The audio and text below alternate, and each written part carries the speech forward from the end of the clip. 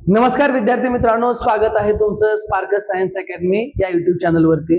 तर हा व्हिडिओ त्या विद्यार्थ्यांसाठी आहे जे इयत्ता 10वी मध्ये शिकत असतील, जे 2027 मध्ये 10वी बोर्डाची परीक्षा देणार असतील।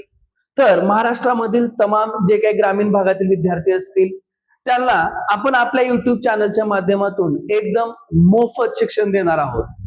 फक्त तुम्ही काय करायचं, आपल्या चॅनलला सबस्क्राईब करायचं आणि जे काही व्हिडिओज येतील त्याला तुम्ही डेली फक्त त्याचा अभ्यास करायचा। यासाठी कुठलीही आपण फी घेत नाहीये।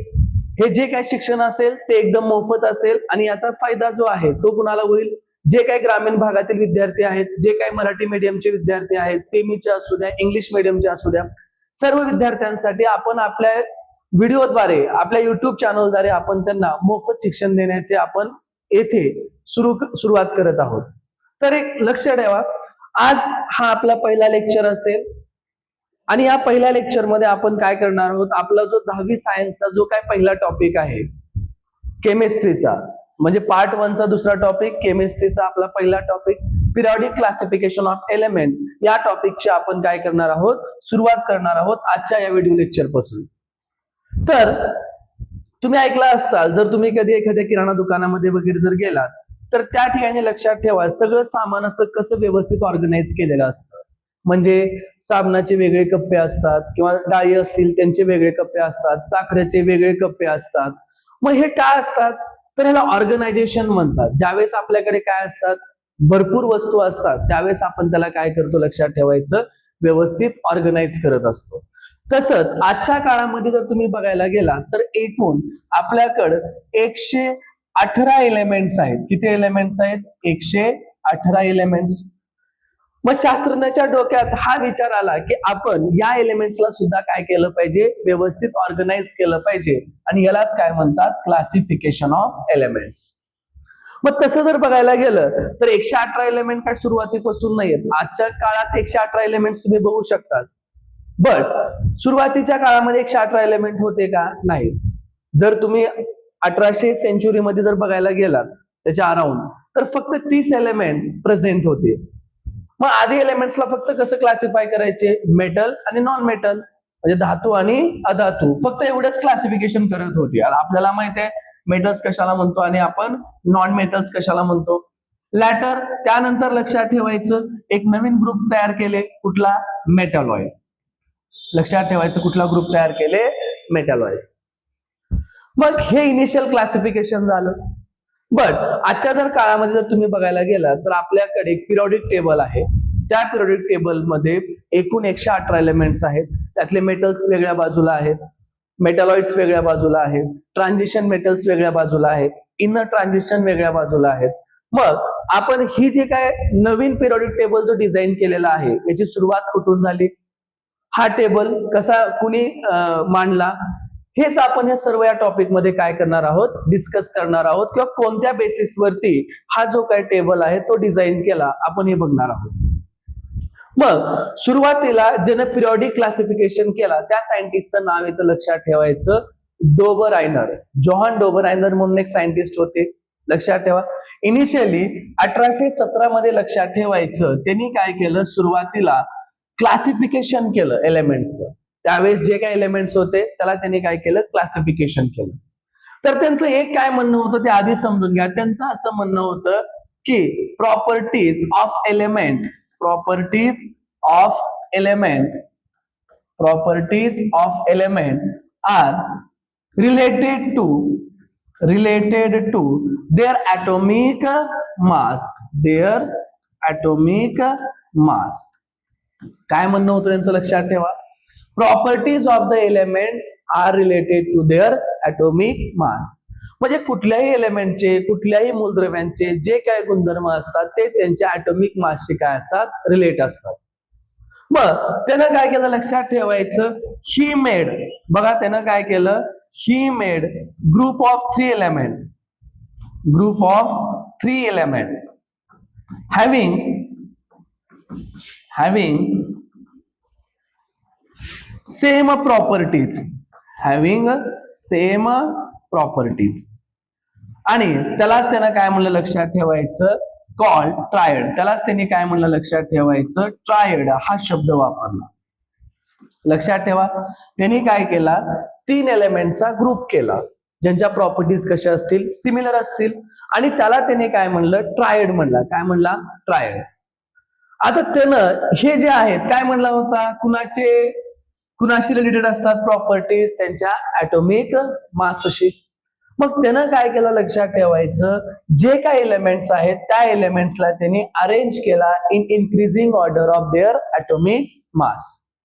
जे काही त्याने 3 एलिमेंटचा ग्रुप तयार केला, त्या 3 एलिमेंटच्या ग्रुपला त्यांनी काय केलं, लक्षात ठेवायचं, त्याच्या increasing order of their atomic मास नुसार त्याला काय केला, अरेंज केला. अँड ही शो दॅट, काय शो दॅट केलं, लक्षात ठेवायचं, atomic mass of the middle element is approximately equal to the, लक्षात ठेवायचं, average atomic mass of the other 2 elements. other 2 म्हणजे फर्स्ट आणि थर्ड एलिमेंट. समजा तुम्हाला समजून सांगतो काय, त्याला 3चा ग्रुप केला, म्हणजे समजा ए, बी आणि सी हे 3 एलिमेंट आहेत. तर त्याचं काय म्हणणं होतं, जे ऍटॉमिक मास ऑफ बी आहे, ऍटॉमिक मास ऑफ बी म्हणजे जो मधला एलिमेंट आहे त्याचं जे ऍटॉमिक मास असेल ते पुन्हा एवढं असेल, average atomic mass of the other 2 elements, म्हणजे फर्स्ट आणि थर्ड. म्हणजे कुणाचा ऍटॉमिक मास आपण ऍड करायचं, atomic mass of A plus atomic mass of B, sorry C divided by काय असेल 2. म्हणजे या दोघांचं काय करायचं, ऍव्हरेज ऍटॉमिक मास जर घेतला तर तुम्हाला काय भेटेल, जो काय मिडल एलिमेंट आहे त्याचे ऍव्हरेज ऍटॉमिक मास भेटेल. बघा त्यानं काय केला, सांगितलं आधी क्या एलिमेंटच्या ज्या काय प्रॉपर्टीज असतात ते त्याच्या ऍटॉमिक मासशी रिलेटेड असतात. आणि त्यानं काय केला, he made a group of 3 elements, 3 एलिमेंटचा त्यानं ग्रुप केला आणि त्यालाच त्यानं काय म्हणला, डोबराइन ट्रायड, किंवा त्यालाच त्यानं ट्रायड हा शब्द वापरला, म्हणजे त्रिके, ज्याला मराठीमधून आपण काय म्हणतो, त्रिके, तिघांचा ग्रुप. मग त्यानं काय केलं, त्या एलिमेंट्सला he arrange the element in increasing order of their atomic mass, increasing order of their atomic mass. त्यानं काय केलं, ते जे काय एलिमेंट असते त्या एलिमेंटला सर्वांना त्यांच्या चढत्या क्रमानुसार अणुवस्तुमानाच्या त्यानं त्याला अरेंज केला, increasing order of their atomic mass. And he showed त्यानं काय दाखवून दिलं, दी atomic mass of middle element, the atomic mass of middle element, कुणाचं, atomic mass of middle element is approximately equal to average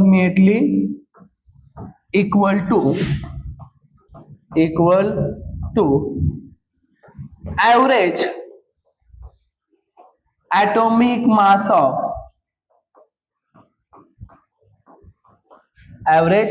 mass of other 2 elements किंवा first and third element असं सुद्धा म्हणू शकतात.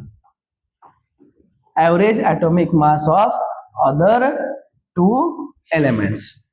आधी ह्याला समजून घ्या, काय केलं त्यानं, लक्षात ठेवायचं, त्यावेळेस जे काय एलिमेंट्स 30 एलिमेंट्स नोन होते, आता 118 आहेत, बट त्यावेळेस काही 118 एलिमेंट्स नव्हते, त्यावेळेस मोजकेच एलिमेंट्स एक्झिस्ट करत होते. तरी त्या सर्वांबद्दल काय सांगितलं, जे काय प्रॉपर्टीज आहेत त्या एलिमेंट्सच्या, त्या प्रॉपर्टीज सर्व त्यांच्या ऍटॉमिक मासशी रिलेटेड आहेत. आणि त्यानंतर त्यानं काय केला, 3 एलिमेंटचा ग्रुप केला ज्यांच्या प्रॉपर्टीज सेम असतील, आणि त्याला त्यांनी काय म्हणला, ट्रायड. आणि त्या एलिमेंट्सला त्यांनी कसं अरेंज केला, in increasing order of their atomic mass. आणि he show that the atomic mass of the middle element is approximately equal to the average atomic mass of the other 2 elements. मग याचा अर्थ काय होतो, त्याला एक्झाम्पल्स आहेत, तुम्ही समजून घेऊ शकता. आता बघा, एक एक्झाम्पल त्याने दिलेला आहे. आता हे 3 एलिमेंट आहेत, याला आपण अल्कली मेटल असं सुद्धा म्हणतो, लक्षात ठेवायचं. हे जे आहे त्याला अल्कली मेटल्स असं सुद्धा म्हणतात. काय म्हणतात, अल्कली मेटल्स. कुठले कुठले, लिथियम, सोडियम आणि पोटॅशियम. आता बघा, हा फर्स्ट एलिमेंट, हा सेकंड एलिमेंट आणि हा थर्ड एलिमेंट. मग त्याचं काय म्हणणं होतं, जर काय करायला गेलो, लक्षात ठेवायचं, ऍटॉमिक मास ऑफ सोडियम, मधला एलिमेंट कोण आहे, सोडियम.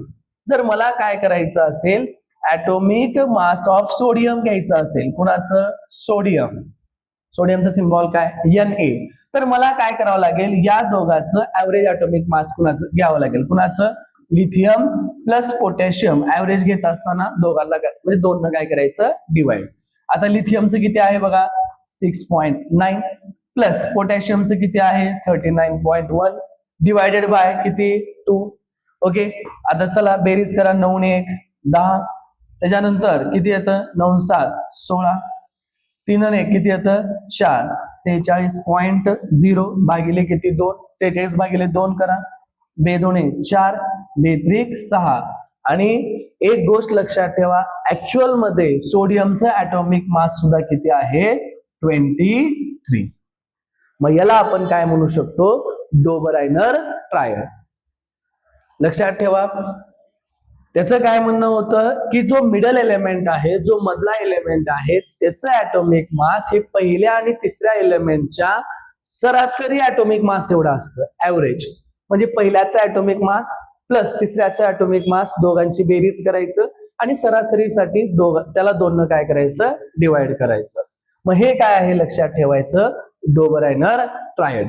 बट एक गोष्ट लक्षात ठेवा, त्या काळात सर्व जे काय एलिमेंट्स होते ते सर्व एलिमेंट्स डोबरायनर ट्रायडच्या रूल मध्ये बसत नव्हते. हे त्याच्यावरचं लिमिटेशन आहे किंवा हे त्याच्यावरचं काय आहे, मर्यादा आहे. आपण एक एक्झाम्पल याचं सुद्धा करून दाखवूया तुम्हाला. ओके, म्हणजे ह्याचं लिमिटेशन तुम्हाला काय म्हणतात, write a short note on Dobereiner triad. Dobereiner triad काय केला, he arrange the element in increasing order of their atomic mass and he made the group of 3 elements having similar properties, त्याला त्यानं काय म्हणलं, triad. and he showed that, तर काय दाखवला, the atomic mass of the middle element is approximately equal to the average atomic mass of the first and third element. Okay, मग त्याचं limitation काय आहे, all the known elements could not be classified into Dobereiner triads. म्हणजे त्या काळामध्ये जे काही सर्व एलिमेंट होते ते सर्व एलिमेंट डोबरायनर ट्रायड मध्ये क्लासिफाईड होत नव्हते. म्हणजे काही मोजकेच एलिमेंट्स आहेत ते काय करतात, डोबरायनर ट्रायड नुसार क्लासिफाईड होतात. कारण असं जर असतं की सर्वजण डोबरायनर ट्रायडचं जर क्लासिफिकेशन जर फॉलो केले असते तर तुम्ही सांगा नवीन पिरियोडिक टेबल डिझाईन करायची गरज पडली नसती. न्यूलँडचा टेबल आहे, त्यानंतर मेंडेलिव्हचा टेबल आहे, हेनरी मोसलेचा मॉडर्न पिरियोडिक टेबल आहे. मग हे जे नवीन पिरियोडिक टेबल आहे हे आलेच नसते. मग नवीन पिरियोडिक टेबल का आले, कारण डोबरायनरचं लिमिटेशन आहे, त्या लिमिटेशनला ओव्हरकम म्हणूनच लक्षात ठेवायचं. नवीन नवीन जे काही सायंटिस्ट आहेत त्यांनी वेगवेगळ्या पिरियोडिक टेबल त्यांनी त्यांच्यानुसार काय केला, दिला. मग त्याचे अजून एक्झाम्पल्स कुठले आहेत तुम्हाला पेपरला विचारले जाऊ शकतात. आता बघा, हे अल्कलाइन अर्थ मेटलचा 3 एलिमेंटचा ग्रुप आहे, कॅल्शियम, स्ट्रॉन्शियम आणि बेरियम. आता हे डोबरायनर ट्रायड मध्ये क्लासिफाईड होतात का बघू. कॅल्शियमचं ऍटॉमिक मास आहे 40.1, स्ट्रॉन्शियमचं 87.6 आणि बेरियमचं किती आहे 137.3, 137.3. आता तुम्हाला माहित आहे अकॉर्डिंग टू डोबरायनर ट्रायड काय असलं पाहिजे, जे काय स्ट्रॉन्शियम आहे त्याचं ऍव्हरेज ऍटॉमिक मास पुन्हा एवढं असलं पाहिजे, या दोघांची बेरीज 40.1 प्लस 137.3 डिवायडेड बाय किती असलं पाहिजे 2, 40.1 अधिक 137.3 भागिले 2. एवढं जर हे आलं जवळपास तर हे डोबरायनर ट्रायड्स आहेत, अदरवाइज नाही. मग बेरीज करा आता, किती येतं बघा, 3 आणि 1 4, पॉइंटला पॉइंट, 7 आणि 0 7, 707. ओके, त्यानंतर 4 आणि 3 7 आणि 1 डिवायडेड बाय किती 2, किती आलं बघा 177.4 भागिले किती 2. करा मग, 82 16 कॅरी 1, 82 16 कॅरी 1 पॉइंट द्या, 2 14. आता बघा आपण कॅल्क्युलेट केलेलं ऍटॉमिक मास किती आहे 88.7, ऍक्च्युअल मध्ये मास किती असतं 87.6, जवळपास आहे. म्हणजे हे डोबरायनर ट्रायड मध्ये क्लासिफाईड करू शकतात तुम्ही. त्यानंतर अजून एक एक्झाम्पल हॅलोजनचं बघूया. हॅलोजन ग्रुप क्लोरीन, ब्रोमीन आणि आयोडीन. आता बघा हे पहिला, दुसरा आणि तिसरा इन्क्रीजिंग ऑर्डर नुसार अरेंज केले. हा मिडल एलिमेंट, मधला एलिमेंट.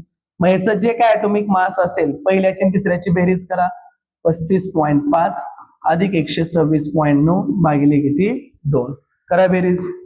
9 5 14, त्यानंतर पॉइंटला पॉइंट, त्याच्यानंतर 6 6 12, कॅरी 1, 3 आणि 3 किती 6 divided by 1, sorry 1 divided by 2.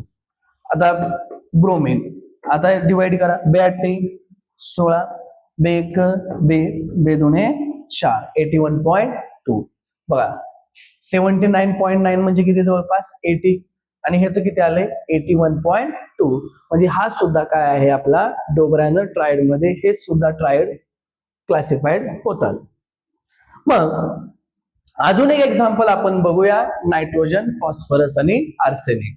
Okay, आता बघा फॉस्फरसचा ऍटॉमिक मास पुन्हा एवढं असलं पाहिजे, नायट्रोजनचा ऍटॉमिक मास प्लस आर्सेनिकचा ऍटॉमिक मास डिवायडेड बाय काय 2, कारण यांच्या सुद्धा प्रॉपर्टी सेमच आहे. कुणाच्या नायट्रोजन, फॉस्फरस आणि आर्सेनिक. मग यांचं सुद्धा सेम डोबरायनर ट्रायड मध्ये क्लासिफिकेशन झालंच पाहिजे अकॉर्डिंग टू डोबरायनर. मग आता होतं का ते बघा. 0.9 ला जसं असतं तसं 4 आणि 4 8, 7 आणि 1 किती लक्षात ठेवायचं 8 डिवायडेड बाय 2. ओके, किती येतं बघा हे 2 चौक 8, 2 चौक 8 पॉइंट, 2 चौक 8 2 पंचन 10, 44 पॉइंट किती येतं लक्षात ठेवायचं 45. मग आता थोडस नीट विचार करा. ऍक्च्युअल मध्ये फॉस्फरस ऍटॉमिक मास किती आहे 31, आले किती 44.45, हे जवळपास नाहीये, म्हणजे हे डोबरायनर ट्रायड मध्ये क्लासिफाईड होत नाही. हे आहे limitation of a Dobereiner classification. Okay, म्हणजे all the known elements could not be classified into the Dobereiner triad. लक्षात ठेवा. आजच्या लेक्चर मध्ये आपण काय इंट्रोडक्ट लेक्चर मध्ये काय डिस्कस केलं, क्लासिफिकेशनची का गरज आहे. लक्षात ठेवा, स्टडी जर प्रॉपर करायचा असेल तर क्लासिफिकेशन नेसेसरी आहे. मग त्यामध्ये सुरुवातीला पहिले शास्त्रज्ञ कोण आहेत ज्यांनी आपल्याला क्लासिफिकेशन केलं, कुठले आपले जोहान डोबरायनर. ओके, त्यांनी कसं क्लासिफाय केलं, काय सांगितलं, ह्या सगळ्या गोष्टी तुम्ही बघितलात आणि त्यांचे लिमिटेशन सुद्धा आपण पाहिलेलं आहे. तर नेक्स्ट लेक्चर मध्ये आपण काय बघणार आहोत, न्यूलँड लॉ ऑफ ऑक्टेव्स. न्यूलँडचा अष्टकाचा नियम आहे, त्यानं काय बघितला क्लासिफिकेशन मध्ये, कसं अरेंज केला, ते आपण काय करूया नेक्स्ट लेक्चर मध्ये आपण डिस्कस करूया. तोपर्यंत हे व्हिडिओ लेक्चर नीट पहा, तुमच्या मित्र मैत्रिणींना शेअर करा, तुमच्या सर्व व्हॉट्सअप ग्रुपवरती शेअर करा, जेणेकरून जास्तीत जास्त लोकांपर्यंत हा व्हिडिओ पोहोचेल आणि त्यांना आपल्या भाषेमध्ये शिकण्याची संधी भेटेल. मराठी मीडियम असो, सेमी असो, इंग्लिश मीडियम, सर्वांना याचा फायदा होणार आहे, कारण आपण तुम्हाला आपल्या भाषेमध्ये येथे एकदम मोफत शिक्षण देण्याचा प्रयत्न करत आहोत. ओके, धन्यवाद.